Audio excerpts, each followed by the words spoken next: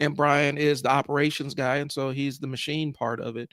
Yep. Um, and so who I am is I own a marketing agency that I'm actively working on shutting down because I want to teach business owners how to market themselves and create their own content. So that's the long and short of it. I also own a marketing agency that I am shutting down, and the effect of how would you put it, Brian? I explain this so many different ways that I try Mhm. to explain to people because I'm actually still functioning as an agency. It's Yep. just with the twist. I think really what it is. Sorry, I got to come out of this shirt, this hoodie. Um, I think what it is you are pivoting, like a different kind of pivot. You've done a lot of corporate work and stuff like that, and so it's kind of recontextualizing what your business is and who your target audience is. Um, and Well, you're go ahead. yeah, I was just gonna say thank you for curing my brain fart there. Pivoting is probably the right word there. That I'm pivoting my agency away from that strictly corporate fractional CMO thing and going more with the small business, medium sized business. And for lack of a better way, I'm an agency, a business mechanic is what I like to call myself Mhm.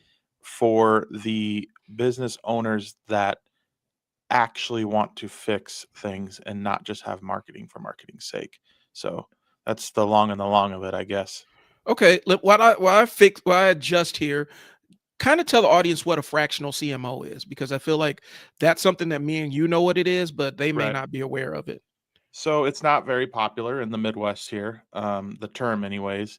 A fractional CMO is essentially a somebody that comes in to a company, usually a larger one that doesn't have a marketing team or has a smaller marketing team, and they don't have a fraction, they don't have a chief marketing officer. So they need someone to come in to do the more high level strategy and organization of either a team or the company in, as it pertains to their marketing. So that's kind of what I do. I step into a company, or I used to do this when I worked for the big corporations. I step in and there's many times it ends up being a long range contract for 1, 2, 3, 5 years, something like that, that you're acting as their chief marketing officer and running their team and running their marketing for them. Um, it's kind of that bridge between super large company with massive marketing and smaller business that, when I say smaller, I mean smaller big business that has huge budget, but and they need to scale and they don't have a marketing team or they have a really small one. Okay. And it's one of those things I've done.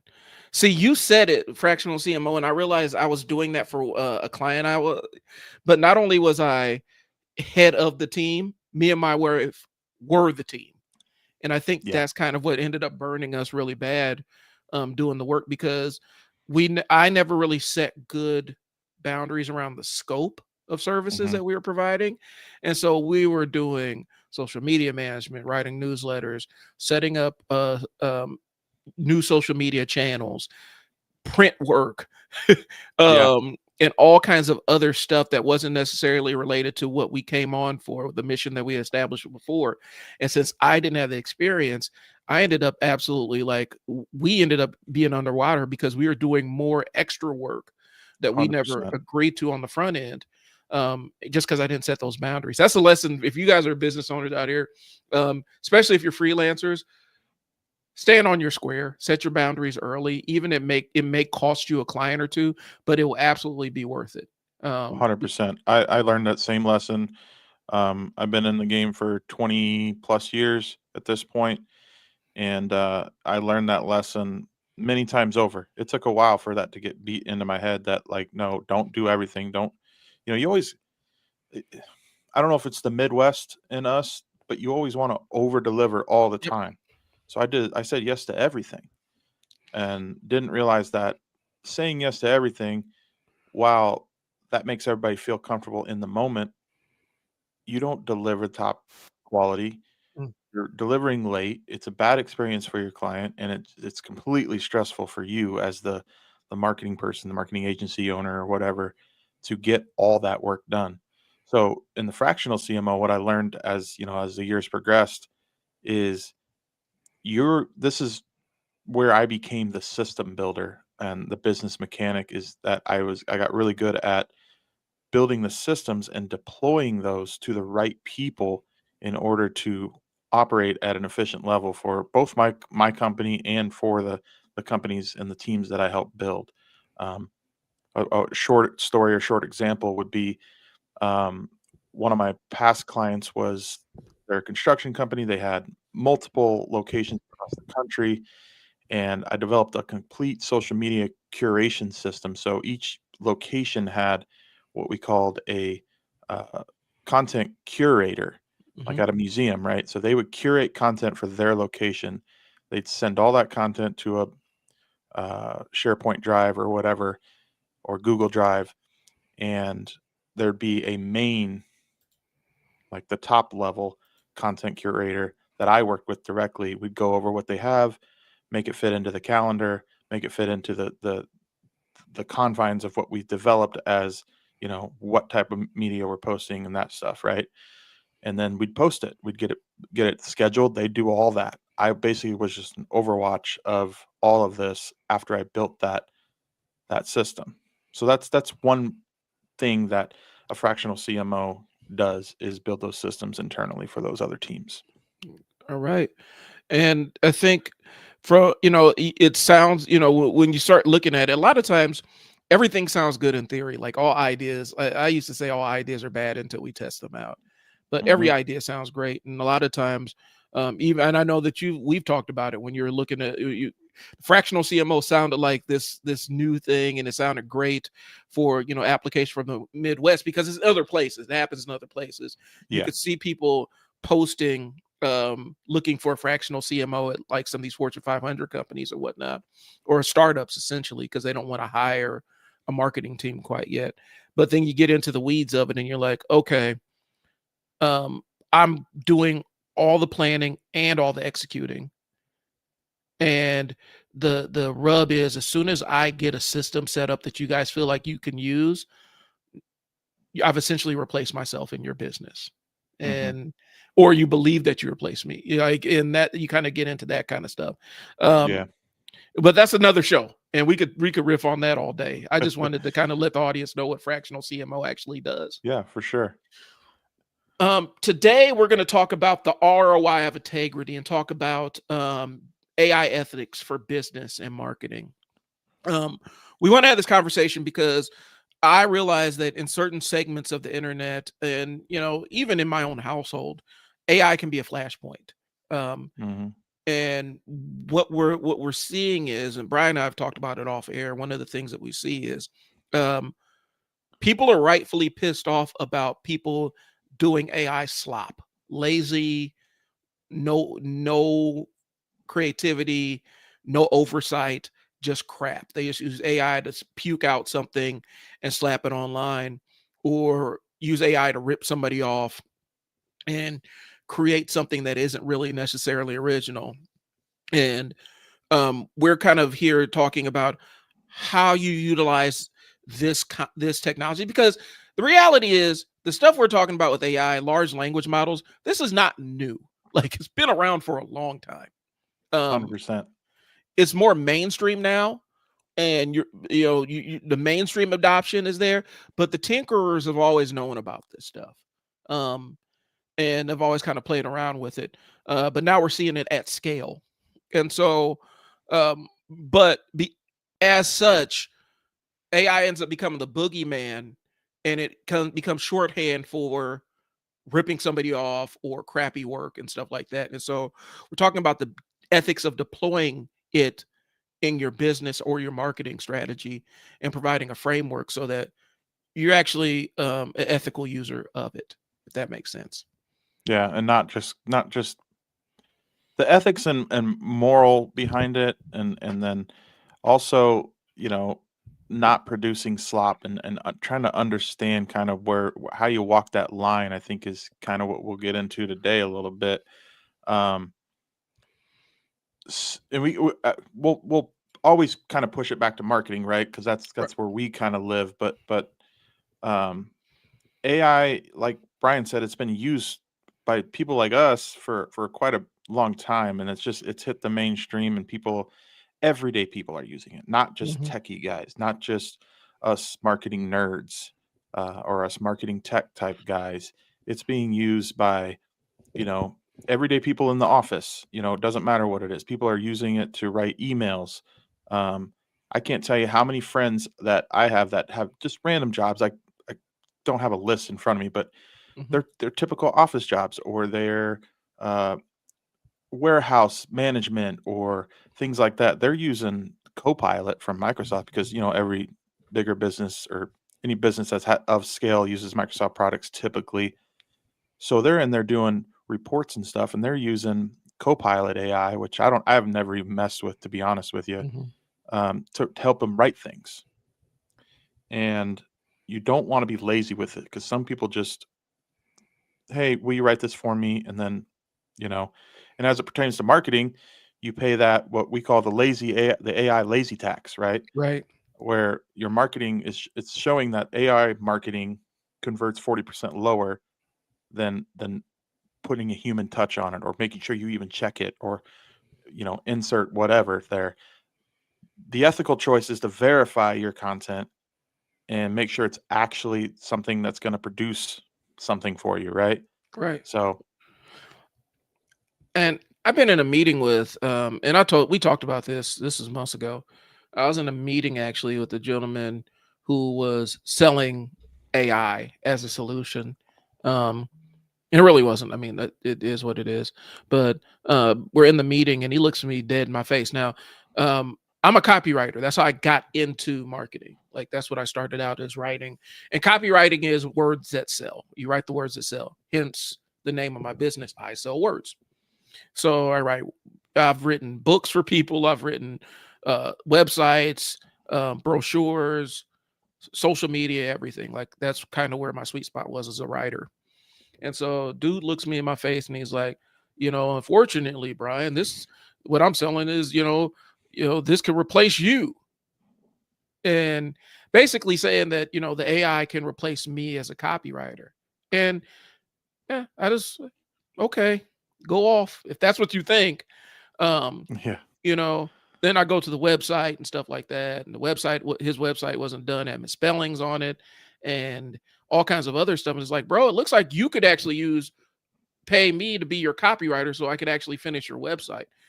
Because if you're relying on AI to do it, if you're selling this as a solution for you, or selling this as a solution, you probably need to apply it to yourself.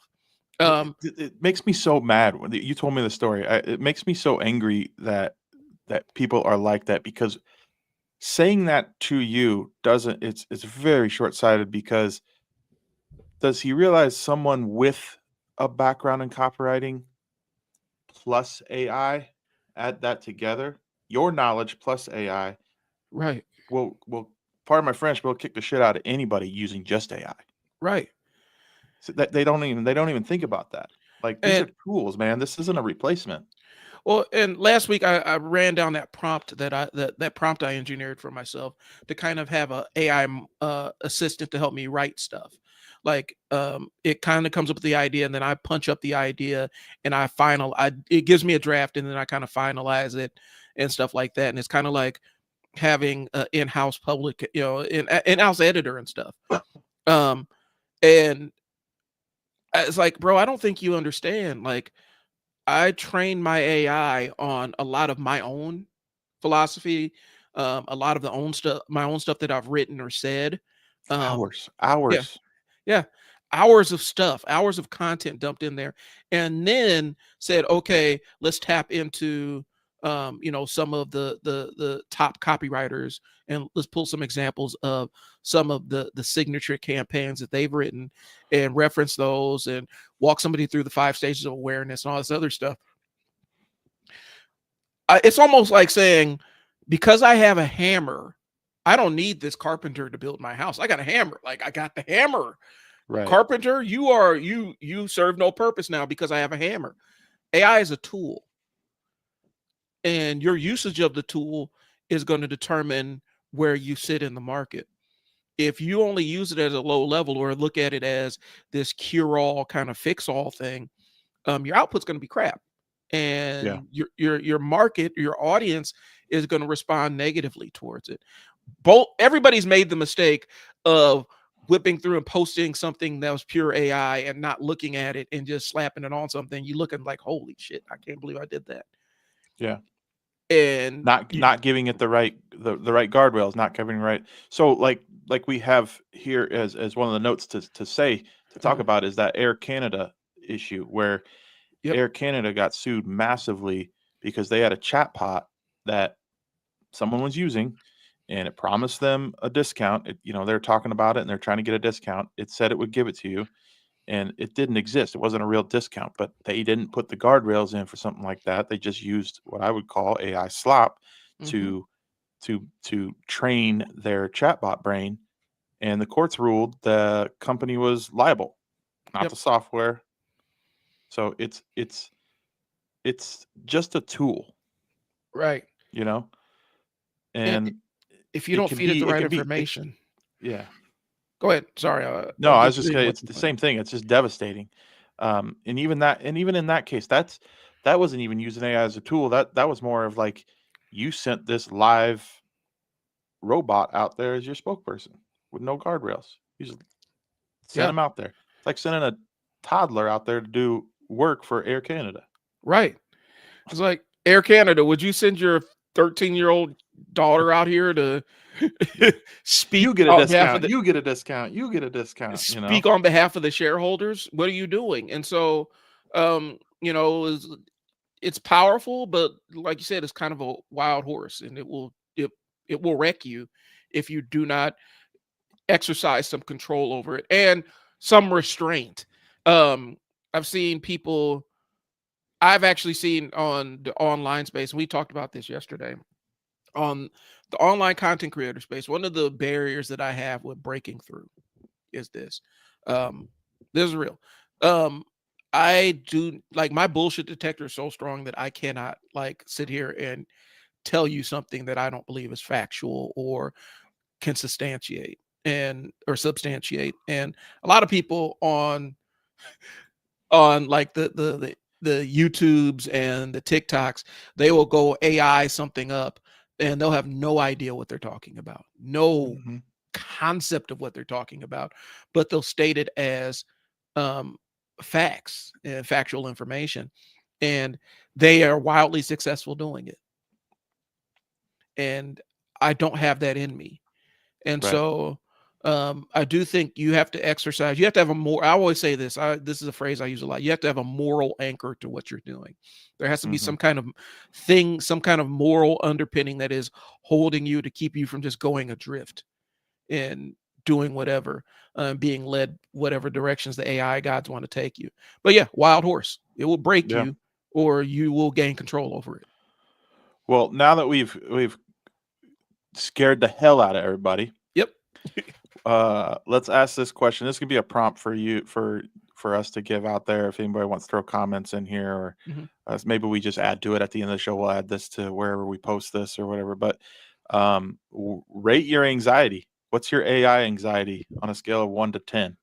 You Yeah. know, are you scared to use it? Do you think it's cheating? Do you think it's are you terrified that it's going to take over the world? Where's your anxiety level Yeah. live from 1 to 10? Right. Let's rate it on a scale of 1 being like a Furby, like the little cute Furby thing, and 10 being the Skynet Terminator apocalypse. Yeah. Like, where are you on that scale? Um, I'm and a straight we've 5 yeah, because I feel like it depends on who's using it. right, That's my answer when people ask me, "Are you terrified it's gonna take over the world?" I'm actually not, but I am terrified that somebody could do some bad things with it. right. So, I'm more of a 6. I'm on 6 after seeing the videos that, people are generating with Google, and that the video stuff's scary. yes, video stuff is scary. I'm not a 10 because I've experienced somebody who was on a 10 with like Skynet Terminator Apocalypse. Um, and it's not there yet. I don't think it's ever going to get to that point. and a lot of people will talk about the AI bubble and stuff like that. There's going to be a finite. There's a ceiling to this thing, because there's only so much some of these companies can spend on processing power and stuff like that, and so there's a hard cap. Now, the self-aware, all that stuff where AI becomes self-aware, that sounds good for news, and that's a good uh, hot YouTube news video. story. Yeah. Yeah, but there's context that's missing out of those conversations.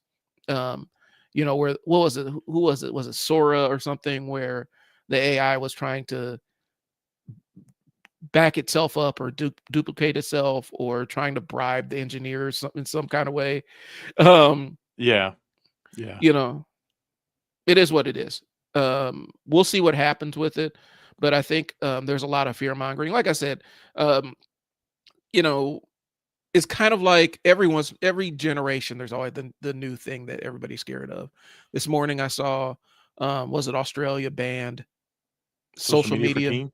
for teenagers, and it's like I understand the theory, and I worked with kids. I get it. Like I understand 100%. I don't know how Pro that's I don't even know how that's I mean, I saw that headline and I didn't read it because I thought it was absurd because Yeah, how do you actually do that? What's the determination on the end of the phone if it's a teen or if it's an adult and those kind of things and it's going to use AI to determine how old somebody is based on their what videos they watch and what videos they consume and stuff like that. And I'm like, well, like if it was placed on me, like I was watching old episodes of GI Joe on my phone, and right. Yu-Gi-Oh I Card still Masters. I still So, I still indulge myself in the old DuckTales episodes right. every once in a while, you know what I mean? And so is that going to I'm get me aging kicked myself, but off? Is that going to get me kicked off of but that's how they're implementing it. That's how they're implementing it in Australia. So the social media platforms have the AI tools to try to suss out how old you are and kick you off based mhm, on that. The thing that you guys don't, and this is one of the things, it's kind of an aside, but it's not really. Whenever you install some kind of prohibition on something, people are going to find novel ways to get around it. And that just means it's off the radar and you're not aware of the ways that they're utilizing to get around it. So it's going to be interesting to see, because it's going to be a monkey see, monkey do thing. There's going to be some senator somewhere around here that tries to do the same thing in the United domestically, um, not understanding that if anybody knows the technology and knows how to trap doors on the technology, kids know it before we do. 100%. They're always ahead. I mean, I was So always ahead. yeah, like I said Uh, last week, my daughter figured out how to get around watching commercials on her YouTube by turning on airplane mode. She figured out when she was little. So yeah. um, let's I was go gonna into talk about go the ahead. 4 pillars. We're on the same accord. All right, cool. Let's All go. right, let's go. The 4 pillars of business trust, when it as it pertains to AI, right? So, the 4 pillars are transparency, authenticity, privacy, and responsibility. So, I'll kinda go over the first 2, and I'll let Brian hit those last 2. Okay. Um, Transparency when using, AI. These are the kind of the things you should follow as a business or as an employee, you know. Transparency, don't be a catfish. If you fake the human, you're gonna lose the trust, right? Mhm. And wrapping that right back with the next pillar, which is authenticity. Authenticity is a premium product right now. You can tell it. You can see the YouTube algorithms. You know, Mhm.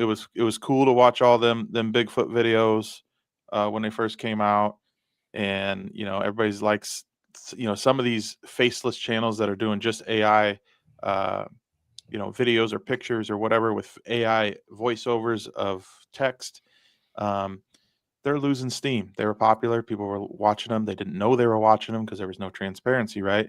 Right. But the true winners of YouTube and everything else right now, as far as video, is the authentic people that are filming themselves. You can tell it's real. You can Mhm. tell it's if I can tell it's not AI, that's a premium product now. Right. So Right. you can jump right back into the other ones. Or if Um, you have something to say about that, yeah. I mean, authenticity is the thing, and like I said, people are more aware of because now some of these tools that people use to do the AI voiceovers are now more mainstream, and so you see ads for them, and so they can tell. Like you can tell when somebody's doing an AI voiceover. I've had my fill of AI voiceover videos where it's all AI slop. especially in the nerd space, because there's specific things as a comic book. In these recipe videos, they kept saying Bisquick. Yeah. It's Bisquick. You know what I That mean? they'll say the names wrong, or they'll use the same turn of phrase. Um, the dark side, like I saw the dark side of the Incredibles movie. Like, this is AI slop in this Right. AI voiceover, and somebody just spit out a crap video. Um, Another pillar of this, another pillar of business trust is don't be a creep. Just because you can scrape data doesn't mean that you should scrape data from people. Like, I mean, use some discretion, specifically when it comes to creative endeavors. Like, you're just scraping other people's books. And here's the thing, they've kind of boiled down. Like, if you're familiar with the Saves the Cat, Save the Cat entire story framework, they've kind of distilled storytelling down, stripped it down to what works commercially. And so a lot of this stuff is just kind of reiterative, and but don't just steal somebody's entire thing Right. and slap it in AI and try to make it your own. You know, it's nothing wrong with saying that somebody inspired you, or you got this knowledge for somebody else, or shouting out somebody else, elevating somebody else. I always make sure if I have a thought, I say such and such put this over, shout out to this person. Just kind of let people know, hey, this is not my original idea, but I'm building an original idea based on the framework they provided. So, 100%. The problem is that be an adult about it, and that's how we all should be, right? Don't mhm, copy and paste people's stuff, but they're making it real hard for people not to. Like I don't remember. I know OpenAI, ChatGPT mhm, has their own browser now. I can't remember what the other browser was or who's doing it, but at their own browser, right? yeah, So you can just with a little prompt on the side of it that you can tell it like, hey, here's I'm going to log in here. Here's a bunch of addresses or whatever, or here's a story of somebody. Scrape all this and give it to me, you know, and you can have like a live web scraper right in the browser now for any page you visit. It's wild. yeah, So they're not making it easy to not be a creep, right, and you have to have some sort of, I don't know, morals and ethics with you, yeah, and like you said, have that anchor in you that this is the right way to do it. So don't steal other people's stuff. yeah. If you wouldn't steal it in real life, don't steal it in AI world either. Um, and you are the editor in chief. This is the last pillar. You're the responsibility. You're the editor in chief. You're liable for every word that AI outputs, and that you decide to post on your social media or on your website and everything else. Um, I've had it where an AI like suggested some wild coupon that we were not offering, and a service that did not exist. And so, had I not been there to say, or had I not been there to say, this is actually an outline or a draft, and this is something I'm working off of, if I would have just gone straight from AI and posted that, um, without looking, I would have been offering a service that did not exist for one of my businesses. And I'm responsible for, if people contact me about it, to explain to them, no, I don't really have the capacity to do that right now. Right. And But going back to the privacy thing where you were saying don't be a creep, just copy and paste some people's stuff. If you do that and someone comes back and says, "Hey, you're posting that's actually licensed content. You can't post that, and I'm suing right, your ass now." So, right. I mean, that's on you. Well, and here's the thing. So I know, was it CapCut? CapCut had this big thing, and they changed some of their language. And the reason why I'm saying CapCut is basically an AI powered video editor. Um, Mhm.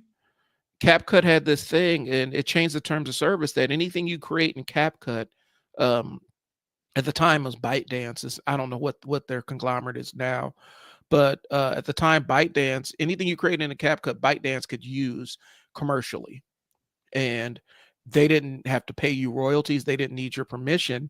And if somebody sued you over a clip that CapCut used for marketing, they would just pass the lawsuit on to you.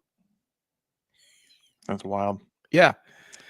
So that's the kind of Yeah. vulnerability it leaves you out there with. And they're not going to look at, say, well, CapCut or ByteDance is the one that showed no, they're going to say this person created this video, and so go sue them. Mhm. We're not in it, even though we promoted the video and we put it on your feed. We're not in this thing. So 100%. let's get into the cost of getting it wrong. What is it? 60% of customers can Uncanny Valley. 60% of customers can't tell if a brand interaction is human or AI, and if they feel betrayed, they will absolutely bounce on you. I've seen it on YouTube. We just talked about it with voiceover videos. Mhm. So I can even take this back to a little bit of before AI, Hmm. whatever you want to call it. Where how many people you seen trying to get to a phone, trying to get to a live agent on a phone because they don't want to deal with Right. this phone system, and it's a very archaic form of AI, but the same thing.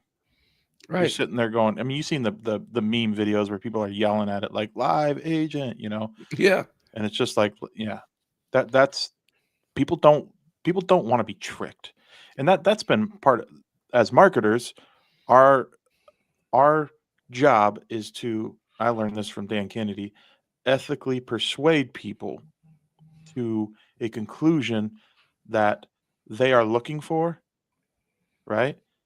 And ethically persuade them to a solution that helps them in the end, Right. not trick them into buying something that they don't need. And that's why people don't like car salesmen. They got a bad rap. Right. People don't like salespeople because they do the same thing. They don't want to. I don't want to be tricked. So, Well, and the car salesman thing, it kind of extends out because there's levels of manipulation that happen there, and that's why people don't necessarily feel like dealing with them. And AI will do the same thing. It's kind of the same bucket of feelings that you get.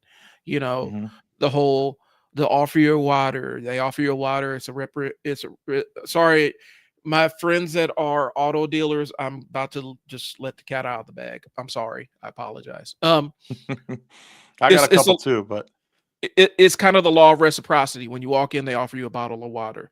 mhm, They're hoping that bottle of water that costs them fractions of a cent, in exchange for receiving that, you will uh, reciprocate by purchasing a $20,000 or $30,000 vehicle. Um, on a installment plan. That's how it works. They put you in the car and let you drive the car so you can start visualizing yourself in the car and get the new car smell on you and all that other stuff. There's a lot of really underhanded things that they'll do to keep you in the building. And one of the things I did last time I was in for a car dealer, I told bro, like, hey man, if at any point you're making me wait for no reason, this is done.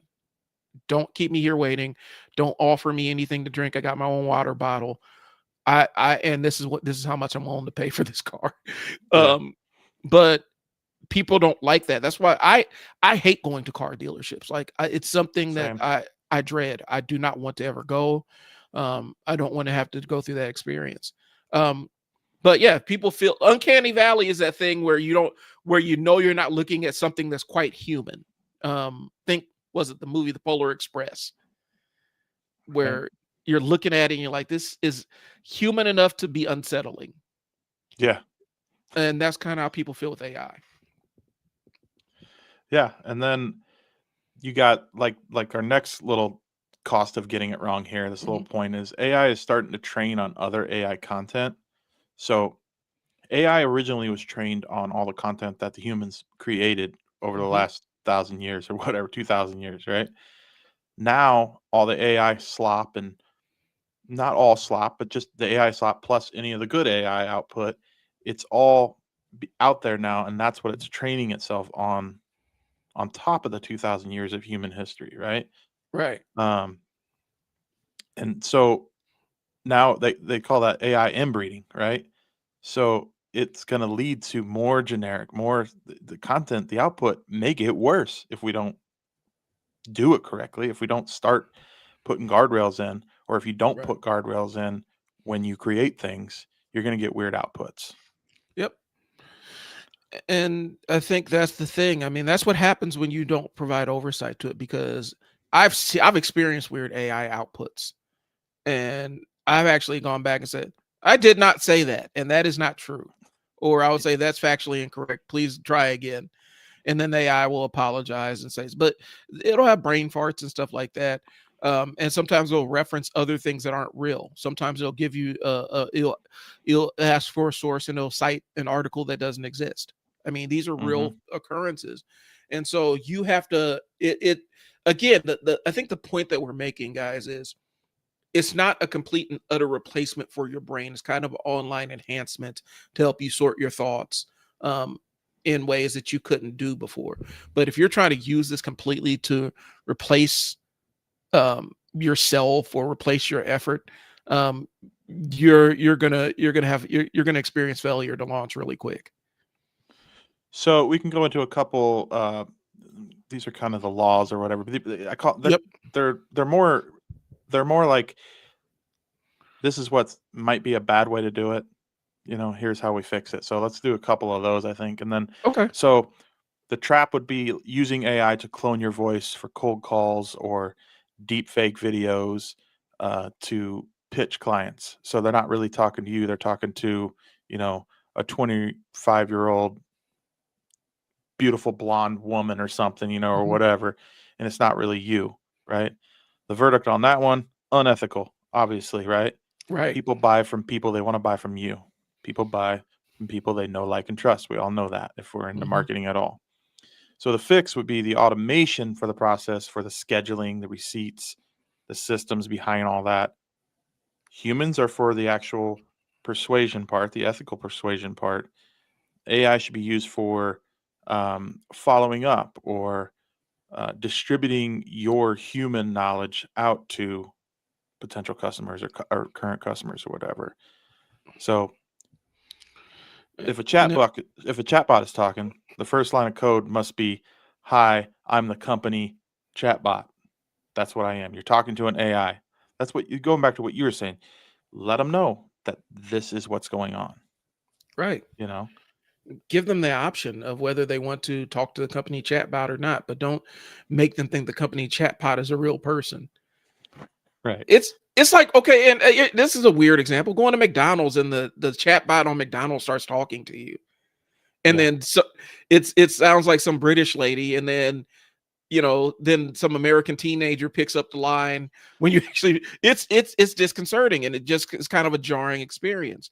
That's what you're yeah, doing to your clients if you're just utilizing AI chatbot and not necessarily disclosing what they are. yeah. So, Like I have a right, very specific McDonald's order, and this I know for a fact that this chatbot's not gonna get it. right. It's not gonna get it right. Yeah, I hate that. I don't go So, to one of the McDonald's around here because of that. just because you 100%. just because you don't want to listen to Yeah, the obvious chat bot, like, why is yeah. this? So some British person is working in a McDonald's in Omaha, Nebraska. How does this work? Um, so law two. Let's talk about the creep factor in privacy. This is So a good one. the trap is uploading a prospect's LinkedIn, PDF, and tax returns into ChatGPT to write a perfect cold email. Ooh, that's really Diabolical. that is absolutely egregious, bro. Yes, that is completely unethical. You're personalizing without permission. That's cyber stalking somebody. Okay. And the litmus test is if I reference this on a first date, would it be charming or stalking, or would she smile politely, finish the dinner, and then block you instantly as soon as she got out to the Uber, um, And maybe call the cops. and call the cops? That's how you test that theory. Will this get me blocked? Right. Um, That's what's up though. Like, so, like, you can get that information, um, you know, and it's creepy, man. yeah, It's creepy, you know? and It's a some lot people have no different than, like, compunction because about it. that story about Gary V back in the day where he someone sent him a Jets jersey signed because they knew he liked the Jets or something like that, and Mhm. it got him a phone call with this guy, and they ended up working things out. That doesn't seem as creepy. I mean, Mhm. but uploading, like, someone's tax returns or like, their resume and trying to, like, really dial in who they are, and I don't know, that's just a whole level different level of creepy. Well, and it's kind of a jarring thing. I've been where somebody's seen one of my videos, and they went to the same gym. They saw me at the gym and said, "I see your videos, man. I see you all the time. Good, that's great, man. Appreciate it." But then it's also like, oh, this is a new level that I never expected. Yeah. It wasn't a bad thing. Dude was cool and everything, and wanted to collab on some stuff, but I guess um it is kind of off-putting. And so Mhm. if this action that you use AI for if that would get you blocked, if you're talking to a stranger and the stranger would say, "Oh, that's weird," and they block you, it's probably not a good idea to use AI to do it. Like that's probably not your best use of AI if people found out you were doing it and they blocked you on social media. All Yeah. right. Going into that third one, I'll let you take it. Go ahead. Because Okay. this is a big deal. Like if you're using the free version of ChatGPT, there's yeah. Go ahead. Yeah. Posting profit and loss sheets, client lists, or legal strategy on the free version of ChatGPT. Do not do that. Don't don't do that. Please Don't don't share do anything private in the free version. don't do that. Um, Basically, the risk is you just train the public model on your trade secrets. And the fix, you go to data settings and turn off chat history and training. Yeah, don't feed the free version of chat gpt anything that you wouldn't give a competitor. Yeah, turn that setting off. Even in the paid version, you got to go set it off. It's on by default. But like, Yeah. I don't want to train their thing. I want to train my little brain here that I'm building. And that's the number one thing with ChatGPT. The paid version that I like are the project folders, or however you want. They call them projects.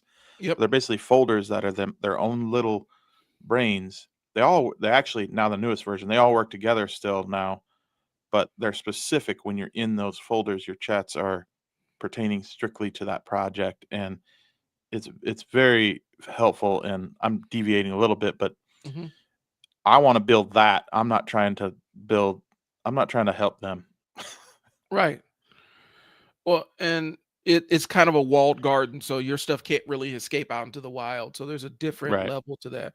But yeah, the free version, and a lot of people just use the free version of this stuff. And I think we have to explain for the audience there are different levels. So some of the stuff we're talking about, I may be glitching out here. My internet's kind of choppy right now. But some of the stuff we're talking about is kind of exclusive to the paid version of these platforms.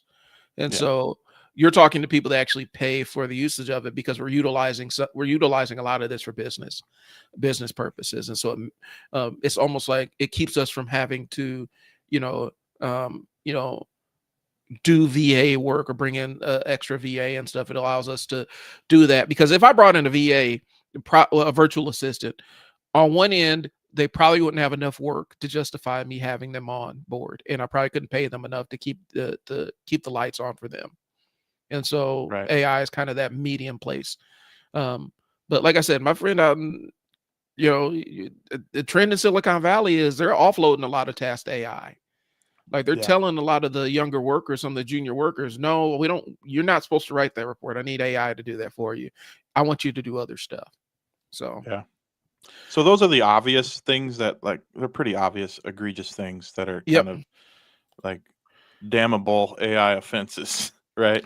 yeah, But there is a gray zone, right? right, right, So we can get into some of those, like the Zoom snitch, right? Before I get into the Zoom snitch, one thing that I'm going to tell people, like, please don't do this, is it goes back to the egregious one. People right now are they're getting like an Uber Eats order or Grubhub or whatever, right? I hmm think I told you about this, Brian, yep, where they're getting their food, they take a picture of their burger or whatever, and then they tell AI to make it look like the burger is not cooked. When they send that in and say, "Hey, my burger wasn't cooked. I need my money back, a refund." That's diabolical as well. Like, don't yeah, do that. yeah. Don't be a dick. Like, Yeah, don't be a dick. pretty much. I mean, right? that might be the golden rule of AI. Don't be a dick and Yeah, don't do things that are going to rip people off. When you do that kind of stuff, you're actually hurting the Uber driver. You're not. It's not the faceless corporation. You're actually impacting them personally. yeah, That's not cool. yeah. Yeah. So sorry about that. It's a little deviation. I wanted to add that to the diabolical things. The gray zone, something that you could debate either side really. So this one's called the Zoom snitch, where say you record a client Zoom call, right? Yep. And you use AI to summarize it. No problem there. I do that just so I don't forget things. But then you email that summary to a vendor, not the client, but a vendor who wasn't on the call. So is that efficiency or is that a breach of privacy that you had a conversation? You're taking it from what the AI recorded and you're sending it right to somebody else. It's it's I I think would that's a say breach. I would say don't do that, but Yeah.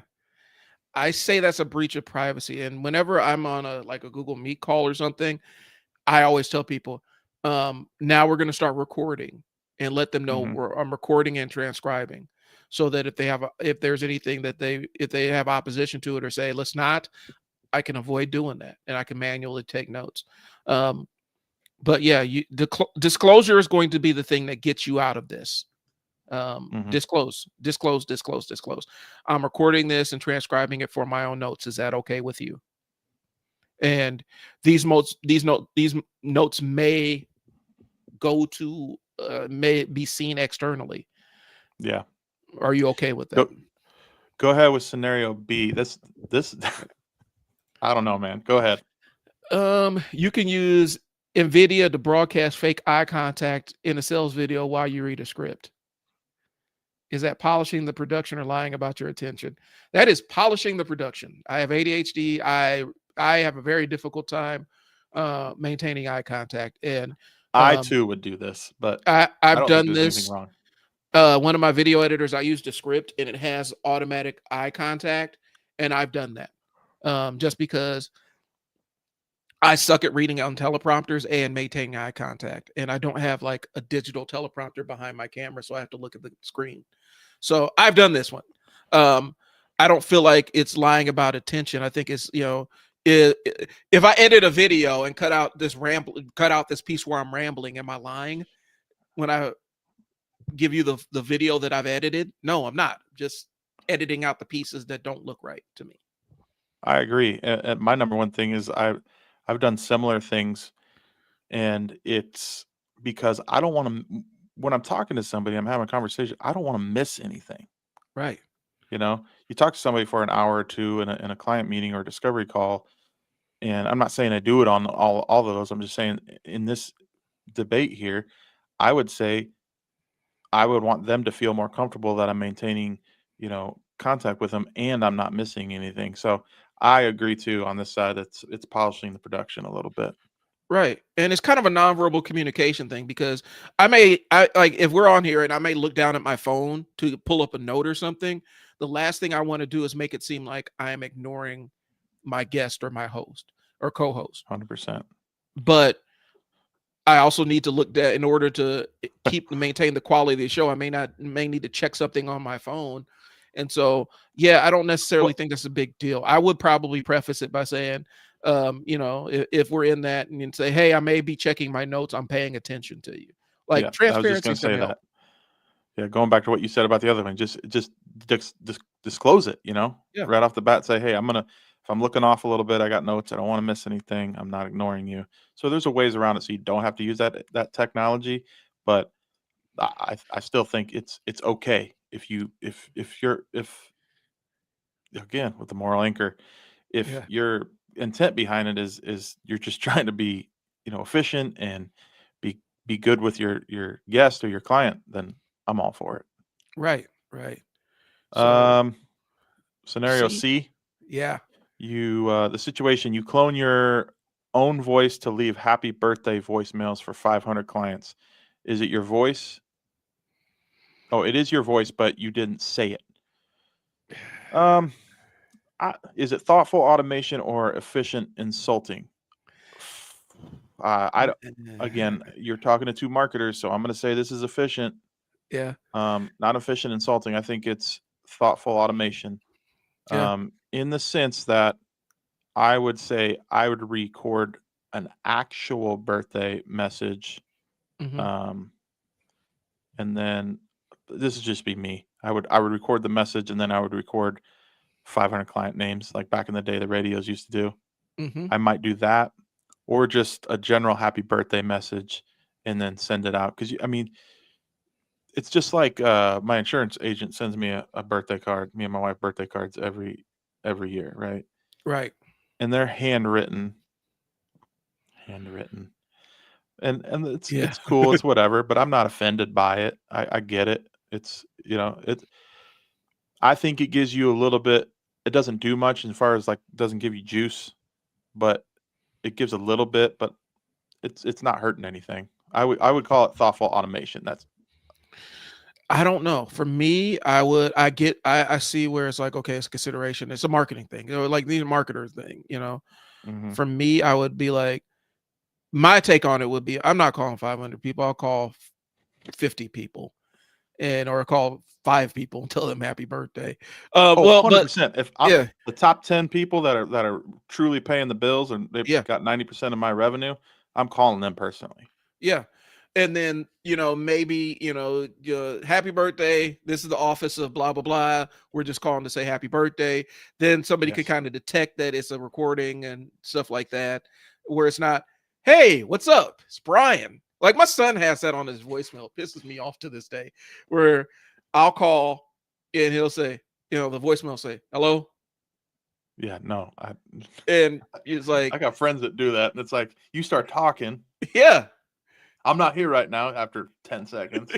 He's like, yeah, my dad's calling me. I got to talk to you later. Just kidding, guys. Like, no, but my son's a troll, and that's what he does. He trolls. Um, so the voice clone, I could see how I could utilize it either way. I could go either way on this one. Um, as long as there's thought behind it. Like if this is Yeah. actual you being thoughtful as opposed to you just doing it because that's what you think you're supposed to do. I almost feel like we have to look at intent behind it. All right. Let's see. All right. The Employee man, policy. yeah, employee policy. That's what I was looking at. Management employee policy. The Yeah. lazy intern check. Here's the rule: employees must implement the 10% human rule. Okay. AI does the 90 where it's drafting and doing research. Human does the 10% where you're changing the tone. You're actually doing your own fact check. You're actually sitting down and making sure AI isn't lying. um, and the warning: if an employee sends out a raw AI output to a client, it's a fireable offense because you open yourself up to lawsuits, litigation, promises, breach of contract, all kinds of stuff, a cascade of events that can happen because the intern was just being lazy. Yeah. And then as part of like an employee policy, that's kind of an overarching AI employee policy. You need to explicitly ban these items like that you use when you're prompting or talking to AI: client passwords, HR disputes, any financial information, medical data. I mean, I read these off and we make these notes, right? And then I read them live and Mhm. I'm going, this to me seems like a no brainer, but people are doing it. That's why this is here. That's why it has to be talked about. Yeah. And And then if you're on your that's own explicitly employee, ban those. if Yeah, you're your own employee, you need to bang yourself from doing that stuff too. right. Now, explicitly allow these things: brainstorming, outlining, Excel formulas, grammar checking, things like that. The tool, those are all tool things. Like you can see the difference here, right? Mhm. Like outputting, inputting stuff that's private and shouldn't be talked about with the whole entire world, you don't use. And then you want to allow the tool usage of what AI is really good at right now, which is brainstorming, outlining. I have done the Excel formula thing before, and Mhm. then grammar checking. Yes. Right. Yeah. Right. And understand that AI is going to get rid of the person that's going to get hit hardest when we talk about AI jobs going away. The shitty managers are going to be the first ones that go. Like they're Yeah. going to be the first ones that are impacted by it. The ones that aren't doing they aren't doing their due diligence as managers, those are going to be the first ones to see the exit. And so you just got to be aware of that. And so if you're a manager, if you're in one of those leadership positions, you got to step your game up a little bit, and be a little bit more indisposable to your employees. My goal when I was a manager, I used to tell my staff, my goal is to try to remove the obstacles so that you can do your job most efficiently, right? 100%. And if I'm more of a hindrance to you doing the job that needs to be done, then I'm not doing my job as the manager. I'm supposed to provide the buffer and protection from the company on up, but at the same time, I'm supposed to make sure that you don't have obstacles limiting your ability to be successful. For this next one, it's not showing on our show notes here. So Mhm. I'm going to try to share my screen so we don't miss this the industry kind of rapid fire thing, because this is I really want to talk about this because a lot of the people we talk to, Brian, are they're in real estate, they're consulting or coaching, they do e-commerce, they do restaurants, they do whatever, right? Uh-huh. So it's kind of this green light, red light thing that I wanted to do. So give me a quick second here. Okay. Share screen. It's just the text version of our notes here. Window.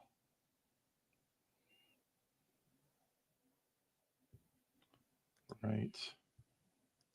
Let me know if that's Yep, is I that see working? it. Yeah, I see it on my end. You want me to put it on the stage? Because that's the only way I could see it. You Yeah. or you may not. All right. Cool.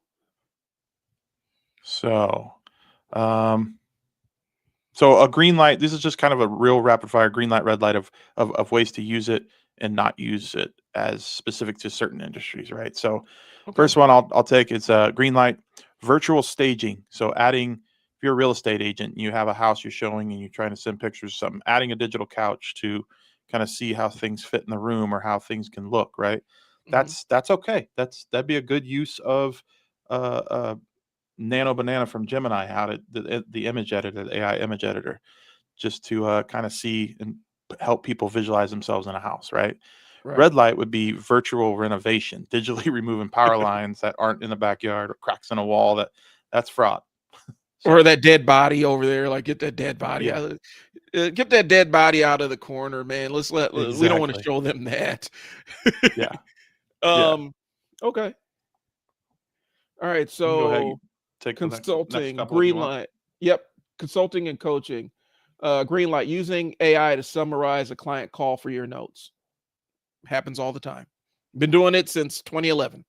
Um, red light, using AI to write the custom strategy plan and sending it without reading over it. Yeah. And that's YouTube world. That's what we see on YouTube a lot.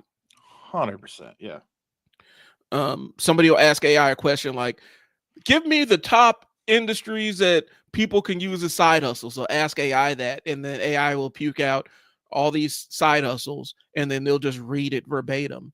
Um, and their audience will absolutely go do these side hustles like it's easy to just be a trucker in your part time. yeah. Or my thing has always been reselling because that's what I've done. I've done reselling before on Amazon and whatnot. I've done Yep. the reselling and stuff, and people saying that that can be a side hustle. It's not. Yeah. Nothing that is a side It's a hustle about reselling. full-time job if you It want is to a make money. it's a full-time job. If you ever want to be out of the red, you have to fully commit to it. All right. Yeah. Uh, e-commerce, green light would be AI models wearing your shirt. I've done this. I've done a lot of apparel. I've had clients. I've done it myself. Apparel e-com sites, Mhm. and it's way too inefficient to try to keep your merchandise and your designs and stuff up to date and then get photos. It's AI models wearing a shirt that you created, a design that you created, and is ready to go, and you have ready on hand to be ordered and delivered. Totally fine. Red light, AI models wearing a T-shirt you haven't even manufactured yet. That's false advertising. And by Yep. manufactured, they're specifically talking here like you're like using AI designs and they're not fully vetted and like ready to be printed, or they're ready to be created, right? It's just some image and you're throwing it out there and putting it on an AI model. Not the best use. This is a little bit on the gray area, but Mhm. it's still false advertising. Yep. And a lot of times people will look at the models to see how the fit of the t-shirt and stuff. And then when they get the t-shirt doesn't fit like that. Well, I mean, Yeah, that's a different beast yeah. in it altogether. And I've done that, and then I ended up changing it to be, no, I'm just going to show the shirt, Right. right, instead of it on a model, because I had those reviews, and I've had clients have had those reviews, and they've said, we're getting complaints that this doesn't fit like it does on the model, and it's like, you're right. So let's just put the design out there. Let's kind of show that if we have and we can do photos, let's do that. But if not, let's just keep it to the how the style is or whatever. Right. You can take this off now. We can go back to Okay. full screen and All right. Cool beans. All right. So, all right. So we're on the let's go ahead and start wrapping this up here. Closing thoughts. Let's look at the mom test. If you sent this AI generated message to your mom, would she know it wasn't you? that's a good one. Yeah. Uh, I my You could call it the mom test. You could also call it the wife test, because the I've wife sent test. some stuff to my wife before, and she's like, "Did you write that? You didn't write that." I was like, "Well, I I've had help." I've done that with thumbnails, like where I've had just kind of screwing around. I would have AI take my face and put it on the thumbnail for YouTube, because you have to do the Mr. Beast thing where you have the bug eyed and you're pointing to something with your mouth open thumbnail. Right. Um, and I did that, and she's like, "Please don't do that anymore ever again. I don't know who this person is, and it's scaring me." Yeah. um, Yeah. but but yeah, if the AI generated image or message, if you send it to your mom, which it wasn't you, if the answer is yes, then you rewrite it and you revise it, because AI just can give you a draft, but you need to have hands on the final version of it. If no, then send it. I would say you always want to at least take a look at it and consider rewriting it, no matter how good you think it is. 100%. And even I will even throw this out there so people feel a little less, I don't know, because you and I both know they feel a little burdened by, okay, so you're telling me I still got to write stuff. Hmm. Okay, yes, but I'll tell you this to give you a little bit of saving grace here is that you can use AI to do what you want it to do, right? So Right. what do I mean by that? First output's your draft. You read it, you say, just be the editor. I like this part. I want it to change it here. Do this for me. It does that. You read it again.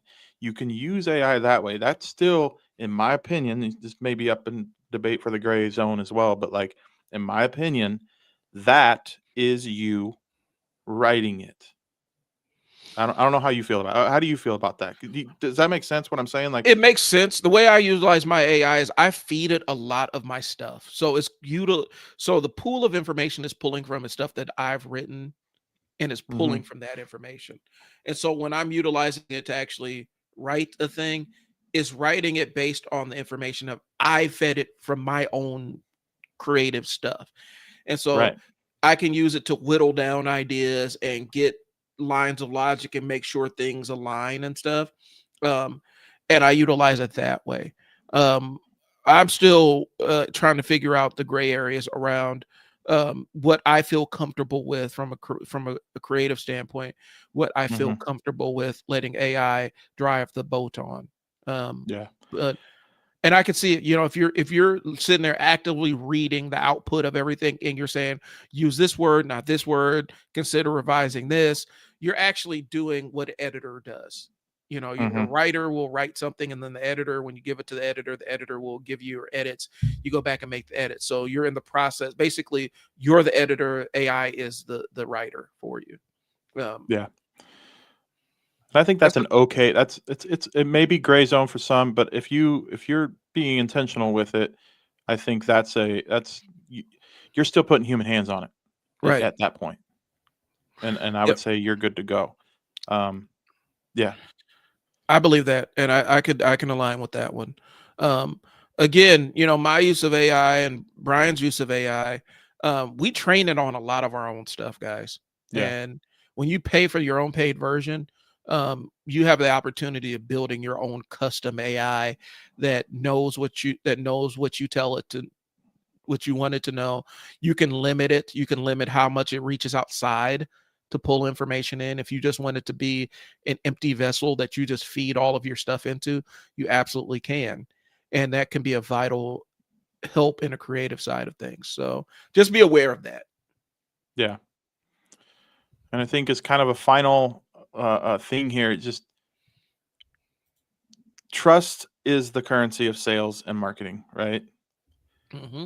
AI can create content, but only human intelligence can create trust.